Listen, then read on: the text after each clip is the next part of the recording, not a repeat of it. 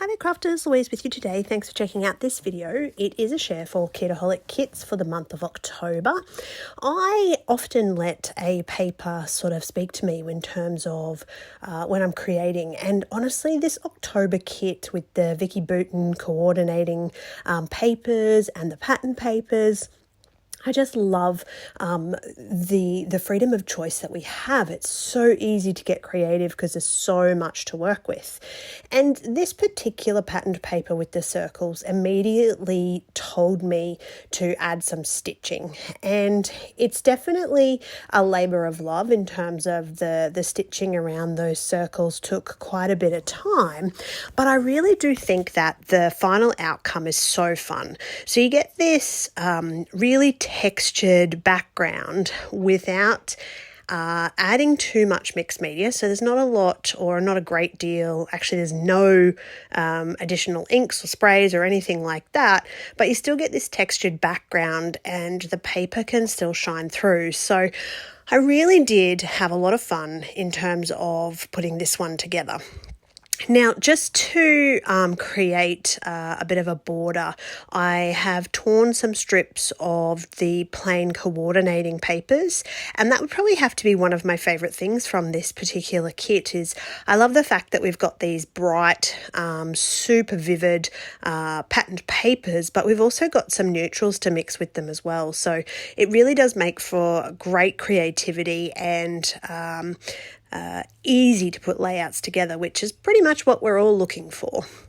Now, being that there are lots of florals and leaves, I decide that I'm going to build this cluster at the bottom section of the page, and I want to have a bit of an idea of where I'm going to place things, purely because when I go off camera to actually stitch around those circular elements, I don't want to do any more stitching than is absolutely necessary. So I need to know where elements are going to be placed, because if I stitch and then end up covering it up with a element, that just frustrates me to no end.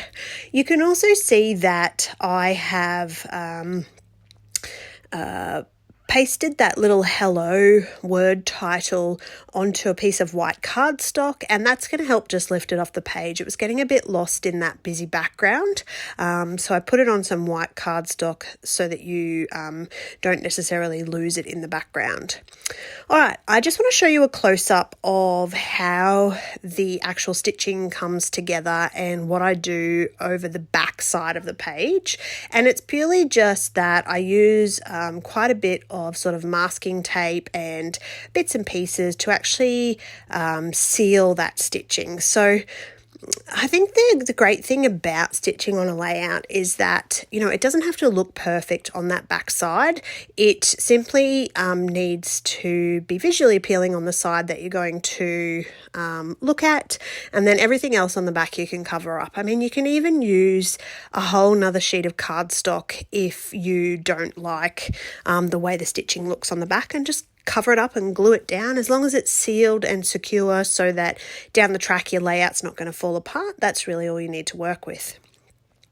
All right, so I'm in the sort of adhesive stages of this particular layout. I really like the elements that are now surrounding the photo. So I've clustered a few little bits and pieces in terms of some cut aparts and some patterns, and it was still getting just a tiny bit lost in that stitched circle background. So I want to just lift it up a little bit more, and often the best way, my favorite way to do this is just with a little bit of cardboard in the background and then something white as well. So in this case, I'm just going to pop a little doily behind there. And this ties in that circular element with the cluster of the photo, but also the circles of the background. So it doesn't have to be much. It's just the tiniest little bit that's sticking out of there.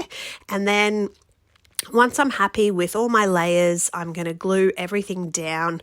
As per previous videos, you've seen that I'm using a lot of tacky glue just to make sure things are really stuck down. So in the final stages here, I'm really happy with my cluster. I'm really happy with the photo and the elements, and I think this one came out really well with the stitched background. So I hope that that's inspired you. Thank you so much for watching. I hope to get some more layouts done with this this kit and share them with you soon. Please, if you are not already a KK subscriber, go on over and subscribe.